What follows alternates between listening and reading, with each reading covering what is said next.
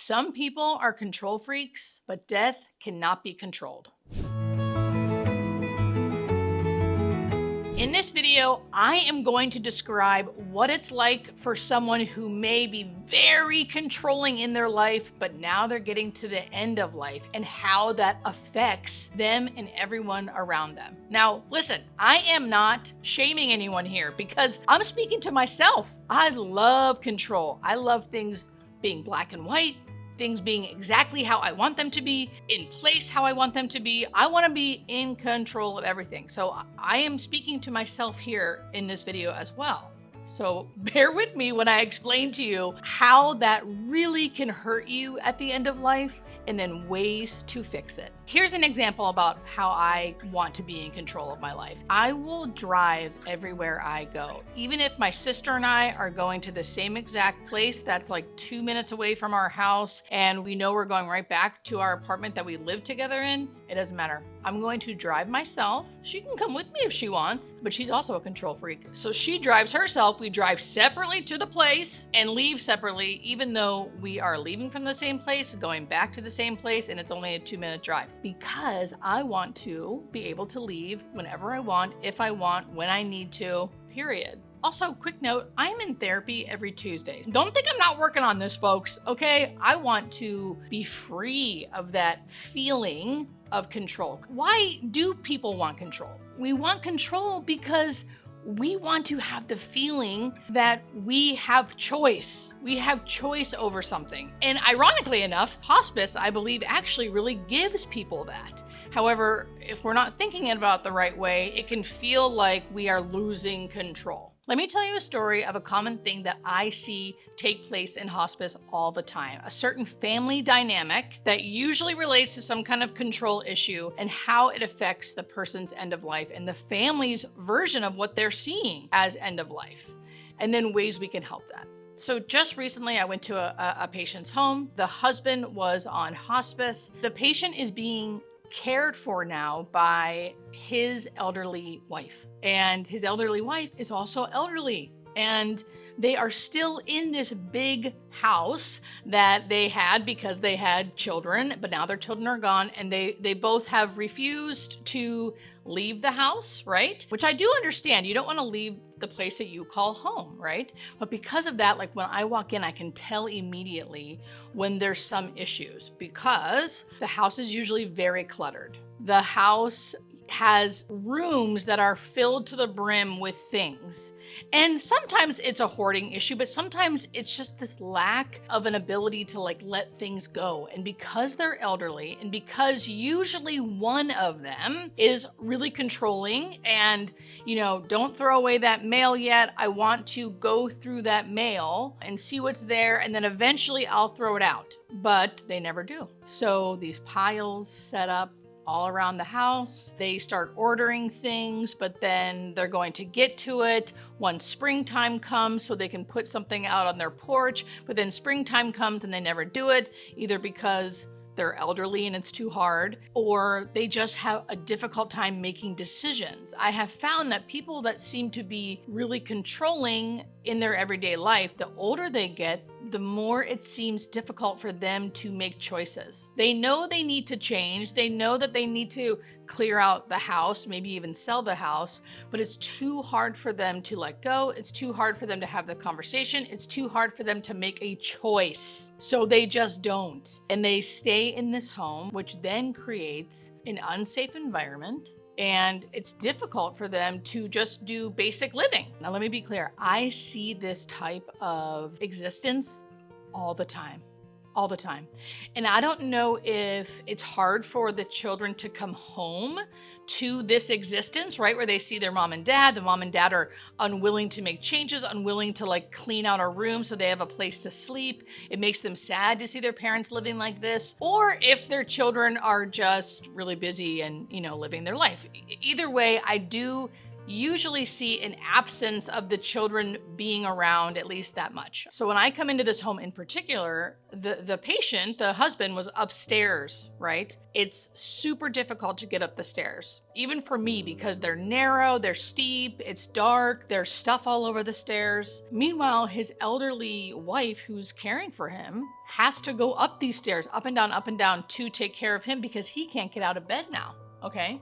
I walk into the room. He can't get out of bed. So there's like bottles of urine sitting around because he's urinating in these bottles. And then the wife will go empty the bottles eventually, right? He has fallen because there's been clutter in the room and he's not used to not being able to get up. So he continuously tries to get up. When he does that, he falls. He had skin tears on his arm. He had already wrapped up himself, which any nurse knows, if you wrap up a skin tear without non-sticky adhesive, it's going to make it worse, right? So I show up there, I'm seeing what I'm seeing, and he will not let me touch the skin tears on his arm. He's insisting everything's fine. His wife is slowly coming up these stairs. You know, of course, I tell her, like, do not hurry, take your time. She's slowly coming up the stairs, telling me, you know, oh no, we've got it under control. Everything's okay. He's telling me the same thing. I'm trying to speak to them about, do they have any help coming in? Are there children around? Like, is anyone else helping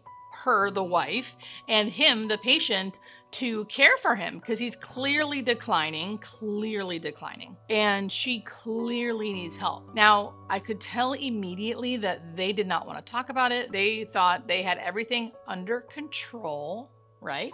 Under control. And even when because I try to be as blunt, but as kind as possible, I will point out things that are not safe, things that are not clean, right? So like, you have urine bottles laying around.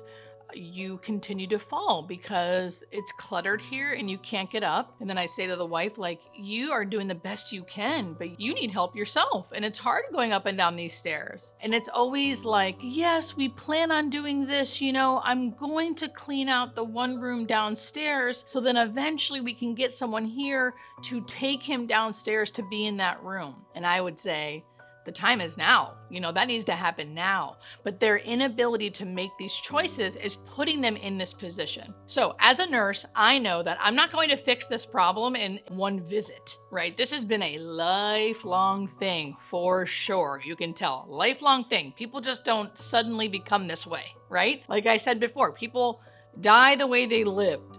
So they have been living like this. So when I leave, I write an email to it was the weekend. So I write an email to the social worker, email to the RN case manager, email to the doctor, everyone saying, hey, this is the situation I ran into. Like, I really think we need to have a family meeting. Social work needs to go in there. Can you visit first thing Monday, talk to the kids, yada, yada. A few days later, when I was working again, I saw that the children had called multiple times, days later, upset with hospice because the parents had not told them anything, right? Parents hadn't told them anything. They just show up at the house. What the heck's going on here? Why is my dad not getting out of bed? Why is his arm looking awful? Like, what's going on, right? And of course, they're angry. They don't know what's going on. It's almost too late, right? It's almost too late because it's been building and building and building. And what ends up happening is the children will take the parent to the ER. And then once they're in the ER, they're hospitalized, and they can always come back on hospice, right? They can always come back.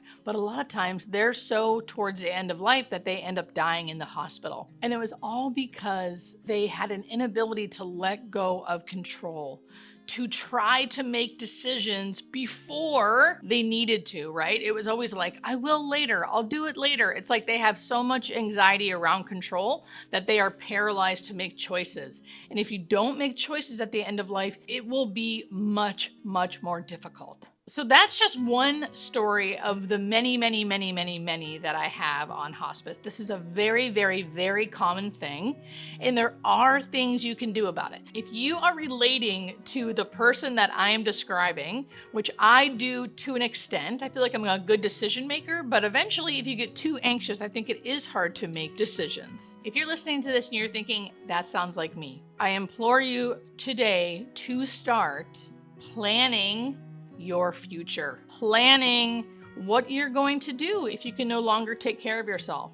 If you aren't willing to leave your house, you need to have a plan in place about getting someone to come into your house to help you, whether that's financially, whether that's talking to your children now and saying, hey, when I get too weak to take care of myself, will you be able to come take care of me? That's the part where you need to not think, oh, I'll decide that later. No, I am 42 years old, super healthy, not married, no kids, and I already have plans financially and just in my brain about how I would or what I would do if I got sick and couldn't take care of myself. I already have a plan. I already am financially trying to set myself up so if something happens, I have the resources for someone to care for me. I already know that I may have to leave the house I love, that I may have to leave the home I love, the life I love, because I can't care for myself anymore. I'm already putting that in my head. And that's not a morbid thing. It's a beautiful thing because the more you do that, the more you plan, the easier it will be to actually do if you have to do it. So that's the first and most important thing. You need to start planning now. You need to start talking to your loved ones now. And if you need help with that, you can have them watch this video. You can get my book, Nothing to Fear. You can get the journal. You can do a whole family thing if you need, if you don't know where to start and how to start. But start.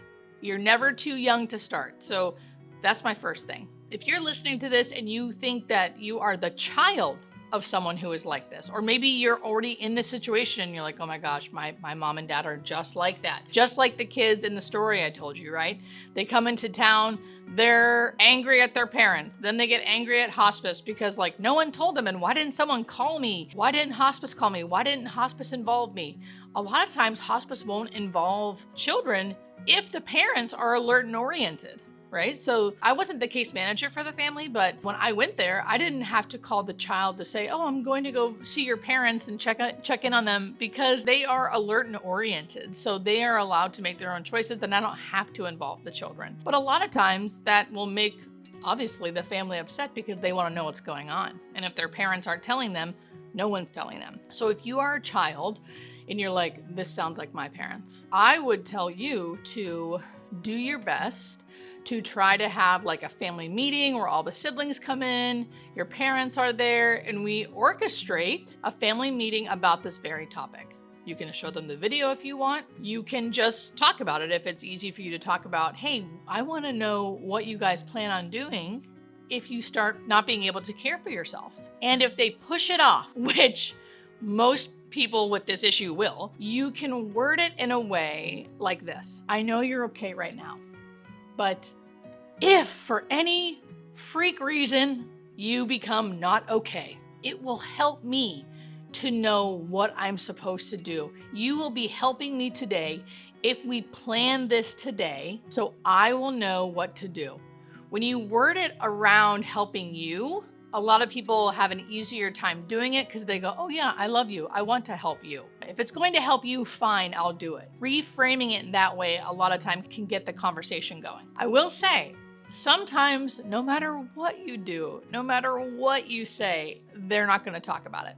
And just because your loved one's getting elderly or your loved one's getting sick doesn't mean your family dynamics are going to suddenly change or suddenly, poof, be better. You're not going to suddenly have a family meeting and everyone's going to openly talk about how they feel and everything's going to get planned beautifully. That probably won't happen. It's going to be a little messy. There's going to be some emotions. I still think you should try it, but I want you to like curb your expectations on like how it's going to go. And sometimes it's not going to go how you want, right? Because your parents are who they are.